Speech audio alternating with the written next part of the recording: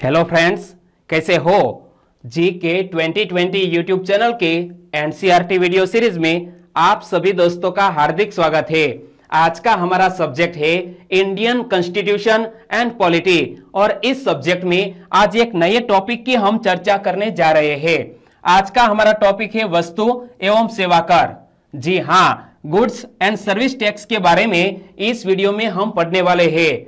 GST का जिक्र संविधान के किस अनुच्छेद में किया गया है, जीएसटी को लेकर संविधान के किस अनुच्छेद में संशोधन किया गया है, जीएसटी परिषद के अध्यक्ष कौन होते हैं, जीएसटी परिषद में दोस्तों कितने सदस्य होते हैं और जीएसटी के हमारे वर्तमान एम्बेसडर कौन है, ब्रांड एम्बेसडर कौन है, ऐसे महत्वपूर्ण फैक्ट को भी हमने इस वीडियो में कवर किया है। और जीएसटी से जुड़ा हुआ कोई भी क्वेश्चन एग्जामिनेशन में पूछ लिया जाए तो आपका आंसर गलत नहीं होगा, यह मैं दावे के साथ कह सकता हूं। लेकिन पूर्व शर्त यह है कि यह वीडियो आपको लास्ट तक देखना है।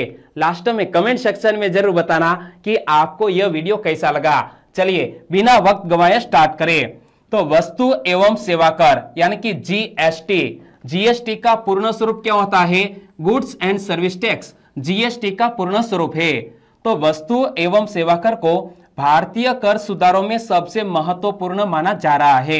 एक ऐतिहासिक कर बदलाव के रूप में वस्तु एवं सेवा कर को 1 जुलाई 2017 से लागू किया गया है। क्या जीएसटी को भारतीय कर सुधारों में सबसे महत्वपूर्ण माना जा रहा है? एक ऐतिहासिक कर बदलाव के रूप में वस्तु एवं सेवा कर को 1 जुलाई 2017 से हमारे भारत देश में लागू किया गया है। और जीएसटी एक व्यापक अप्रत्यक्ष कर है। क्या? जीएसटी एक व्यापक अप्रत्यक्ष कर है जिसमें केंद्र सरकार एवं राज्य सरकारों द्वारा उद्ग्रहित एवं एकत्र किए जाने वाले कई अप्रत्यक्ष करों को सम्मिलित किया गया है। और जीएसटी से 17 केंद्रीय एवं राज्य कर तथा 23 प्रकार के उपकर एक ही कर में शामिल हो गए हैं। एक बार फिर से देख लो कि जीएसटी एक व्यापक अप्रत्यक्ष कर है जिसमें केंद्र सरकार एवं राज्य सरकारों द्वारा उद्ग्रहित एवं एकत्र किए जाने वाले कई अप्रत्यक्ष करों को सम्मिलित किया गया है। और वस्तु एवं सेवा कर से 17 केंद्रीय एवं राज्य कर तथा 23 प्रकार के उपकर एक ही कर में शामिल हो गए हैं। चलिए इस सिंपल से क्वेश्चन का आंसर बताइए कि वस्तु एवं सेवा कर को कब से लागू किया गया है? तो जीएसटी को हमारे भारत देश में 1 जुलाई 2017 से लागू किया गया है। और इस क्वेश्चन का आंसर आपका बिल्कुल सही था। तो मुझे पता चल गया कि आपका ध्यान यहां स्क्रीन पर है। Well done. आगे बात करें तो जीएसटी में निम्नलिखित करों को प्रस्तापित किया गया है।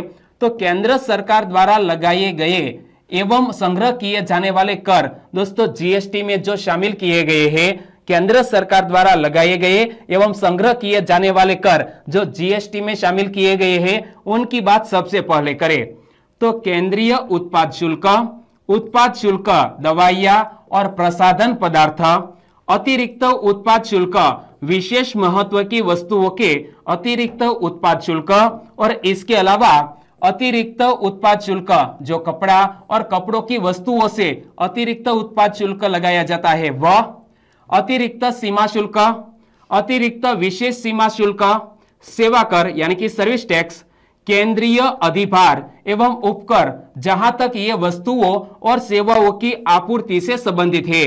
तो दोस्तों ये सभी थे केंद्र सरकार के। और राज्य कर जिन्हें जीएसटी में प्रस्तापित किया गया है उनकी बात करें तो राज्य वेट यानी कि मूल्य वर्धित कर, केंद्रीय बिक्री कर, विलासिता कर, प्रवेश कर, क्रय कर, मनोरंजन कर, विज्ञापनों का कर, लॉटरी, सट्टेबाजी और जुए पर कर, राज्य अधिभार और उपकर जहां तक ये वस्तुओं और सेवाओं की आपूर्ति से संबंधित है। तो इस प्रकार केंद्र सरकार एवं राज्य सरकार के उपरयुक्त अप्रत्यक्ष करों को सम्मिलित करके एक एकीकृत कर वस्तु एवं सेवा कर यानी कि जीएसटी का निर्माण किया गया है। एक बार फिर से देख ले कि जीएसटी में निम्नलिखित करों को प्रस्तापित किया गया है।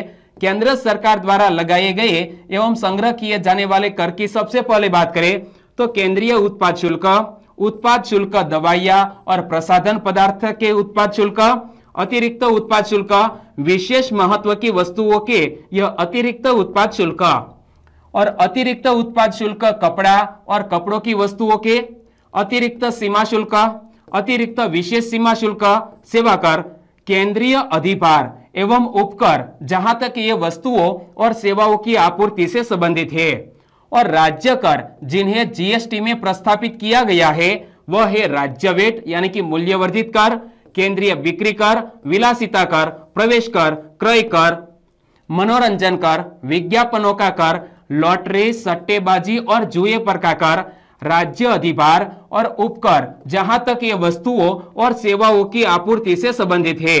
और इस प्रकार केंद्र सरकार एवं राज्य सरकार के उपरयुक्त अप्रत्यक्ष करों को सम्मिलित करके एक एकीकृत कर वस्तु एवं सेवा कर यानी कि जीएसटी का निर्माण किया गया है। तो आपको पता चल गया कि जीएसटी में कौन कौन से अप्रत्यक्ष करों को शामिल किया गया है। ओके, और दोस्तों 101वां संविधान संशोधन अधिनियम 2016 में किया गया है, और यह 101वां संविधान संशोधन अधिनियम 2016 में किया गया है। तो इसमें जो नया प्रावधान यानी कि न्यू प्रोविजंस किए गए हैं वो सबसे पहले देख ले कि जीएसटी आने के पश्चात कुछ अनुच्छेदों को जो संविधान में निर्दिष्ट है संशोधित किया गया और कुछ नए अनुच्छेद जोड़े भी गए। क्या दोस्तों, 101वें संविधान संशोधन अधिनियम के तहत जीएसटी आया और जीएसटी आने के पश्चात कुछ अनुच्छेदों को जो संविधान में निर्दिष्ट है उनमें संशोधन किया गया और कुछ नए अनुच्छेद भी जोड़े गए। और अनुच्छेद 246 की बात करें दोस्तों, यहां ऐसे सभी महत्वपूर्ण आर्टिकल्स की बात करेंगे जो जीएसटी से रिलेटेड है। तो अनुच्छेद 246 के तहत यह व्यवस्था की गई है कि संसद को सीजीएसटी और आईजीएसटी लगाने का अधिकार होगा तथा राज्यों को एसजीएसटी लगाने का अधिकार होगा। यहां सीजीएसटी, आईजीएसटी, एसजीएसटी का पूर्ण स्वरूप क्या होता है वो यहां पढ़ सकते हैं कि एसजीएसटी का पूर्ण स्वरूप है state goods and service tax, CGST का पूर्ण स्वरूप है centre goods and service tax, और आईजीएसटी का पूर्ण स्वरूप है integrated goods and service tax.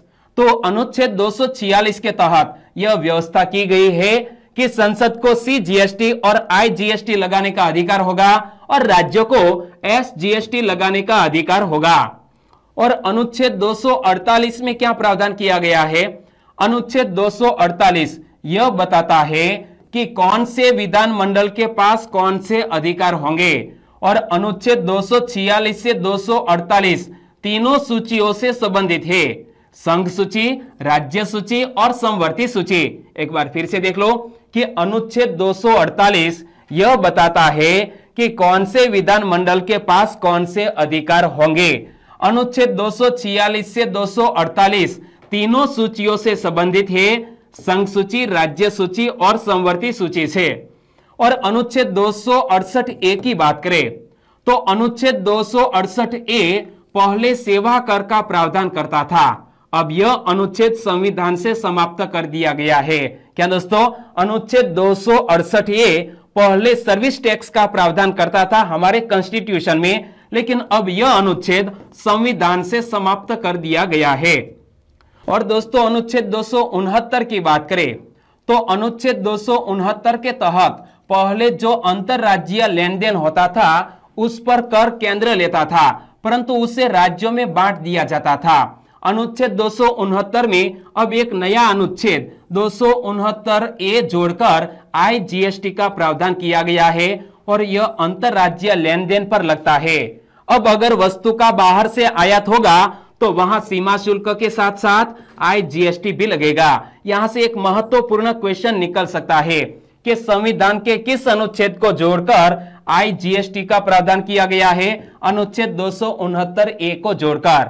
तो एक बार फिर से देख लो, अनुच्छेद 269 के तहत पहले जो अंतरराज्यीय लेन देन होता था उस पर कर केंद्र लेता था, परंतु उसे राज्यों में बांट दिया जाता था। अनुच्छेद 269 में एक नया अनुच्छेद 269 ए जोड़कर आईजीएसटी का प्रावधान किया गया है और यह अंतरराज्यीय लेन देन पर लगता है। अब अगर वस्तु का बाहर से आयात होगा तो वहां सीमा शुल्क के साथ साथ आईजीएसटी भी लगेगा। और 1 जुलाई 2017 के बाद से जो भी वस्तुएं आयातित होगी वे अंततः जिस राज्य में उपभोग होंगी उस राज्य को उसके आयात पर IGST का आधा हिस्सा भी मिलेगा। और इस प्रकार पहली बार राज्यों को आयात में से कुछ हिस्सा मिलेगा।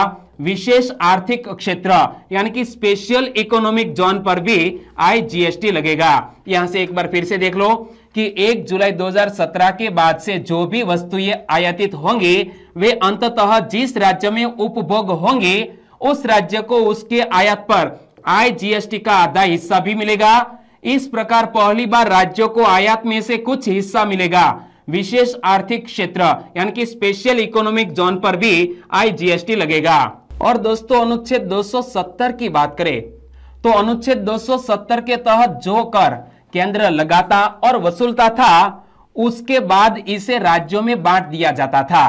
अब साथ में GST से जो राजस्व एकत्रित होगा उसमें अर्थात CGST और IGST में केंद्र का जो आधा हिस्सा है यह कर भी विभाज्य पूल का हिस्सा बनेगा और वित्त आयोग की अनुशंसाओं के अनुसार केंद्र और राज्यों के बीच बांटा जाएगा। एक बार फिर से देख लो कि अनुच्छेद 270 के तहत जो कर केंद्र लगाता और वसूलता था उसके बाद इसे राज्यों में बांट दिया जाता था, लेकिन अब साथ में GST से जो राजस्व एकत्र होगा उसमें अर्थात CGST और IGST में केंद्र का जो आधा हिस्सा है यह कर भी विभाज्य पूल का हिस्सा बनेगा और वित्त आयोग की अनुशंसाओं के अनुसार केंद्र और राज्यों के बीच बांटा जाएगा। और अनुच्छेद 271 की बात करें तो अनुच्छेद 271 में दो बातें समाहित है, अधिभार और उपकर, और इससे संबंधित केंद्र सरकार के पास विशेष उपाय थे।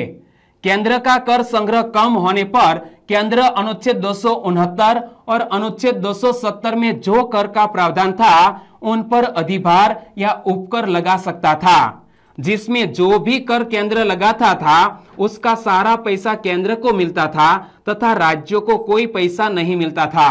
क्या दोस्तों अनुच्छेद 270 में क्या प्रावधान है? अनुच्छेद 270 में दो बातें समाहित है, अधिभार और उपकर, और इससे संबंधित केंद्र सरकार के पास विशेष उपाय थे। केंद्र का कर संग्रह कम होने पर केंद्र अनुच्छेद 269 और अनुच्छेद 270 में जो कर का प्रावधान था उन पर अधिभार या उपकर लगा सकता था, जिसमें जो भी कर केंद्र लगाता था उसका सारा पैसा केंद्र को मिलता था तथा राज्यों को कोई पैसा नहीं मिलता था। लेकिन अब इससे जो भी कर राजस्व प्राप्त होगा वह वित्त आयोग के सुझाव के अनुसार राज्यों तथा केंद्र में बांट दिया जाएगा। और केंद्र सरकार के जो कर बचे हैं उन पर केंद्र अधिभार भी लगा सकता है और उपकर भी। GST के मामले में अब एक विशेष उपकर GST उपकर लगेगा और GST उपकर का बंटवारा GST परिषद के निर्देशों पर केंद्र और राज्यों के बीच होगा। एक बार फिर से देख लो कि केंद्र सरकार के जो कर बचे हैं उन पर केंद्र अधिभार भी लगा सकता है और उपकर भी। और GST के मामले में अब एक विशेष उपकर जिसे GST उपकर लगेगा और GST उपकर का बंटवारा GST परिषद के निर्देशों पर केंद्र और राज्यों के बीच होगा। और GST उपकर का सारा पैसा राज्य क्षतिपूर्ति निधि में जाएगा। क्या? GST उपकर का सारा पैसा कहां जाएगा? राज्य क्षतिपूर्ति निधि में जाएगा, क्योंकि GST लगाने पर यदि राज्यों को कोई घाटा होगा तो इसकी भरपाई करने के लिए केंद्र ने 5 वर्षों की गारंटी दी है। क्या? GST उपकर का सारा पैसा राज्य क्षतिपूर्ति निधि में जाएगा, क्योंकि GST लगाने पर यदि राज्यों को कोई घाटा होगा तो इसकी भरपाई करने के लिए केंद्र ने 5 वर्षों की गारंटी दी है। महंगी वस्तुओं पर 28% GST लगाया जाएगा एवं इसके बाद 15% अधिभार लगाया जाएगा और इसके साथ ही स्वच्छ ऊर्जा उपकर लगाया जाएगा, जिसका पैसा अब राज्य को दिया जाएगा। और इस प्रकार सहकारी संघवाद के अंतर्गत केंद्र और राज्य दोनों एकरूपता हासिल करने के लिए अपनी शक्तियों को साझा करने और अप्रत्यक्ष करों में तालमेल को दूर करने के लिए सहमत हुए हैं। एक बार फिर से देख लो कि इस प्रकार सहकारी संघवाद के अंतर्गत केंद्र और राज्य दोनों एकरूपता हासिल करने के लिए अपनी शक्तियों को साझा करने और अप्रत्यक्ष करों में तालमेल को दूर करने के लिए सहमत हुए हैं। और भारत में GST 1 जुलाई 2017 दोस्तों 1 जुलाई को जीएसटी दिवस के रूप में भी मनाया जाता है। तो याद रखो, भारत में जीएसटी 1 जुलाई 2017 को लागू किया गया, जो कनाडा देश के मॉडल पर आधारित है। क्या दोस्तों, हमारे भारत देश में जो जीएसटी का फॉर्मेट लागू किया गया है वो कनाडा देश के मॉडल से संबंधित है। लेकिन जीएसटी सबसे पहले किस देश में लागू हुआ? फ्रांस देश में। किस देश में? फ्रांस देश में। और जीएसटी का पूर्ण स्वरूप क्या होता है? Goods and service tax, Hindi में बोले तो वस्तु एवं सेवा कर। ओके, जीएसटी के लिए 122वां संविधान संशोधन बिल 214 में संसद में प्रस्तुत किया गया था। क्या? जीएसटी के लिए 122वां संविधान संशोधन बिल 2014 में संसद में प्रस्तुत किया गया था और जीएसटी विधेयक के पक्ष में कुल 336 वोट तथा विपक्ष में कुल 11 वोट पड़े थे। चलिए अब इस क्वेश्चन का आंसर बताइए। विश्व में जीएसटी सर्वप्रथम किस देश में लागू हुआ? तो विश्व में सबसे पहले जीएसटी लागू हुआ है फ्रांस देश में। कब लागू हुआ? 1954 में। और जीएसटी दिवस कब मनाया जाता है? जीएसटी डे प्रति वर्ष मनाया जाता है 1 जुलाई को। सही आंसर है ऑप्शन सी। भारत में लागू किया गया जीएसटी किस देश के मॉडल पर आधारित है? दोस्तों भारत में लागू किया गया जीएसटी कनाडा देश के मॉडल पर आधारित है। तो सही आंसर है ऑप्शन बी। लेकिन सबसे पहले जीएसटी कहां लागू किया गया है? किस देश में? फ्रांस देश में। और हमारे भारत देश में जो जीएसटी का मॉडल है वो किस देश के अनुरूप है? कनाडा देश के जीएसटी मॉडल के अनुरूप है। और लोकसभा द्वारा जीएसटी बिल 3 अगस्त 2016 को तथा राज्यसभा द्वारा 8 अगस्त 2016 को पास किया गया था। जीएसटी बिल पर राष्ट्रपति ने अपनी मंजूरी 8 सितंबर 2016 को दी थी और 101वां संविधान संशोधन के तहत भारत में जीएसटी लागू किया गया है। क्या? 101वें संविधान संशोधन के तहत भारत में जीएसटी लागू किया गया है और जीएसटी अप्रत्यक्ष एवं गंतव्य आधारित कर है। एक बार फिर से देख लो कि लोकसभा द्वारा जीएसटी बिल 3 अगस्त 2016 को तथा राज्यसभा द्वारा 8 अगस्त 2016 को पास किया गया। जीएसटी बिल पर राष्ट्रपति ने अपनी मंजूरी 8 सितंबर 2016 को दी। 101वें संविधान संशोधन के तहत भारत में जीएसटी लागू किया गया। जीएसटी अप्रत्यक्ष एवं गंतव्य आधारित कर है। चलिए इस क्वेश्चन का आंसर दीजिए। कौन से संविधान संशोधन के तहत भारत में जीएसटी लागू किया गया है? 101वें संविधान संशोधन के तहत भारत में जीएसटी लागू किया गया है। और भारत में जीएसटी लागू करने का सुझाव विजय केलकर समिति ने दिया था। दोस्तों इस समिति का नाम मत भूलिएगा। विजय केलकर समिति ने दोस्तों भारत में जीएसटी लागू करने का सुझाव दिया था। और जीएसटी जिसका मुख्यालय दिल्ली में स्थित है, तो जीएसटी के ब्रांड एम्बेसडर कौन है? अमिताभ बच्चन जीएसटी के ब्रांड एम्बेसडर है। और जीएसटी लागू करने वाला भारत का प्रथम राज्य कौन सा है? असम। और सबसे अंतिम राज्य कौन सा है? जम्मू कश्मीर। तो जीएसटी लागू करने वाला भारत का प्रथम राज्य असम तथा अंतिम राज्य जम्मू कश्मीर है। और असम में जीएसटी कब लागू हुआ? 12 अगस्त 2016 को। और अंतिम राज्य है जम्मू कश्मीर। जम्मू कश्मीर में जीएसटी कब लागू हुआ? तो दोस्तों 5 जुलाई 2017 को। तो यहां कुछ महत्वपूर्ण फैक्ट मैंने आपको बताए कि जीएसटी लागू करने के सुझाव देने वाली समिति का नाम विजय केलकर समिति, मुख्यालय दिल्ली में, ब्रांड एम्बेसडर अमिताभ बच्चन और जीएसटी लागू करने वाला प्रथम राज्य असम, अंतिम राज्य जम्मू कश्मीर। चलिए आंसर बताइए। जीएसटी लागू करने का सुझाव निम्न में से किस समिति ने दिया था? जीएसटी लागू करने का सुझाव किस समिति ने दिया था? विजय केलकर समिति ने। सही आंसर है ऑप्शन सी। और जीएसटी का मुख्यालय दिल्ली में है, लेकिन जीएसटी के ब्रांड एम्बेसडर कौन है? जीएसटी के ब्रांड एम्बेसडर है अमिताभ बच्चन साहब। सही आंसर है ऑप्शन डी। और जीएसटी लागू करने वाला भारत का प्रथम राज्य और अंतिम राज्य था क्या? जीएसटी लागू करने वाला प्रथम राज्य असम और अंतिम राज्य है जम्मू कश्मीर। सही आंसर है ऑप्शन ए। और जीएसटी के अंतर्गत 17 अप्रत्यक्ष कर और 23 अधिभार को शामिल किया गया है, जो मैंने आपको बताया। और जीएसटी पंजीकरण संख्या में कुल कितने डिजिट होते हैं? 15 डिजिट होते हैं। और जीएसटी के अंतर्गत निर्धारित की गई दरें 4 प्रकार की है, यानी कि जीएसटी स्केल है 4 प्रकार के। 5%, 12%, 18%, 28%। और संविधान में जीएसटी परिषद को एक नए अनुच्छेद 279A में रखा गया है। क्या? जीएसटी परिषद को संविधान के अनुच्छेद 279A में रखा गया है और इसी में इसके गठन का प्रावधान दिया गया है। एक बार फिर से याद कर लो कि जीएसटी के अंतर्गत 17 अप्रत्यक्ष कर, 23 अधिभार को शामिल किया गया है। जीएसटी पंजीकरण संख्या कितने डिजिट की होती है? 15 डिजिट की। जीएसटी के अंतर्गत निर्धारित की गई दरें 4 प्रकार की है, 5%, 12%, 18%, 28%। और जीएसटी में दोस्तों जीएसटी परिषद, तो जीएसटी परिषद का गठन दोस्तों संविधान के अनुच्छेद 279A के तहत किया जाता है। ओके, चलिए बताइए जीएसटी पंजीकरण संख्या में कितने डिजिट होते हैं? जीएसटी पंजीकरण संख्या में कितने डिजिट होते हैं? 15 डिजिट होते हैं। बिल्कुल सही आंसर आपका। और जीएसटी परिषद की स्थापना 12 सितंबर 2016 को की गई थी। क्या? जीएसटी परिषद की स्थापना 12 सितंबर 2016 को की गई थी। और जीएसटी परिषद का अध्यक्ष कौन होता है? वित्त मंत्री होता है। जीएसटी परिषद में सम्मिलित सदस्यों की कुल संख्या कितनी होती है? 33 होती है। और जीएसटी परिषद में राज्यों को 2/3 तथा केंद्र को 1/3 वोट अधिकार दिया गया है। और जीएसटी को 3 भागों में बांटा गया है, सीजीएसटी, एसजीएसटी और आईजीएसटी, जिसका पूर्ण स्वरूप भी मैंने आपको बताया कि एसजीएसटी बोले तो state goods and service tax, CGST यानी कि centre goods and service tax, IGST बोले तो integrated goods and service tax. तो यहां हमें क्या बात याद रख लेनी है कि जीएसटी परिषद की स्थापना कब हुई? 12 सितंबर 2016 को। जीएसटी परिषद के अध्यक्ष कौन होते हैं? हमारे देश के वित्त मंत्री। जीएसटी परिषद में सम्मिलित सदस्यों की कुल संख्या कितनी होती है?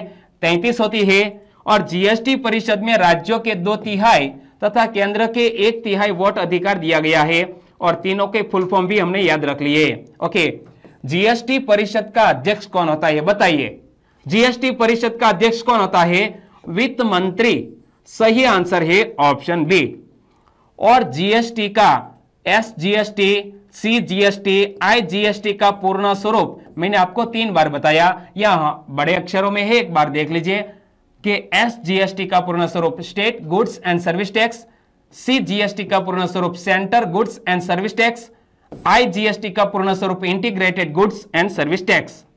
और आईजीएसटी को संविधान के अनुच्छेद 269A में रखा गया है, जो बात मैंने आपको बीच में बताई थी। और एसजीएसटी राज्य सरकार तथा सीजीएसटी केंद्र सरकार लगाती है। शराब, पेट्रोलियम वस्तुएं, शिक्षा और स्वास्थ्य सेवाओं को जीएसटी से बाहर रखा गया है। और वार्षिक टर्नओवर 20 लाख से ज्यादा है तो जीएसटी रजिस्ट्रेशन और भुगतान आवश्यक है। विशेष राज्यों में यह सीमा 10 लाख रखी गई है। कुछ महत्वपूर्ण फैक्टर मैंने आपको बताए कि आईजीएसटी को संविधान के अनुच्छेद 269 में रखा गया है। एसजीएसटी कौन लगाता है? राज्य सरकार। सीजीएसटी कौन लगाता है? केंद्र सरकार। और शराब, पेट्रोलियम वस्तुएं, शिक्षा और स्वास्थ्य सेवाओं को जीएसटी से बाहर रखा गया है। वार्षिक टर्नओवर यदि 20 लाख से ज्यादा है तो जीएसटी रजिस्ट्रेशन और भुगतान आवश्यक है। विशेष राज्यों में यह सीमा 10 लाख रखी गई है। चलिए आंसर दीजिए। आईजीएसटी को संविधान के किस अनुच्छेद में रखा गया है? आईजीएसटी को संविधान के अनुच्छेद 269A में रखा गया है। ओके, आगे बात करें तो राज्यों को जीएसटी से होने वाले नुकसान की भरपाई केंद्र द्वारा 5 वर्षों तक की जाएगी। और भारत जीएसटी लागू करने वाला 161वां देश है। सर्वप्रथम जीएसटी बिल का प्रारूप तैयार करने वाली समिति के अध्यक्ष कौन थे? असीम दास गुप्ता थे। चलिए बताइए, सर्वप्रथम जीएसटी बिल का प्रारूप तैयार करने वाली समिति के अध्यक्ष कौन थे? मैंने आपको हाल ही में नाम बताया, कौन थे? असीम दास गुप्ता थे। सही आंसर है ऑप्शन सी। और यहां वीडियो को खत्म करते हैं। वाकई में आपकी समझ में जीएसटी आया है, आपके दिमाग में जीएसटी से जुड़े हुए सभी फैक्टर अच्छी तरह बैठ गए हैं, तो वीडियो को लाइक करें और आपके दोस्तों को फेसबुक, व्हाट्सएप या टेलीग्राम के जरिए इस वीडियो की लिंक शेयर करना मत भूलिएगा। बस छोटी सी उम्मीद के साथ वीडियो खत्म करते हैं, फिर मिलेंगे एक नए टॉपिक के साथ। तब तक के लिए टेक केयर एंड जय हिंद।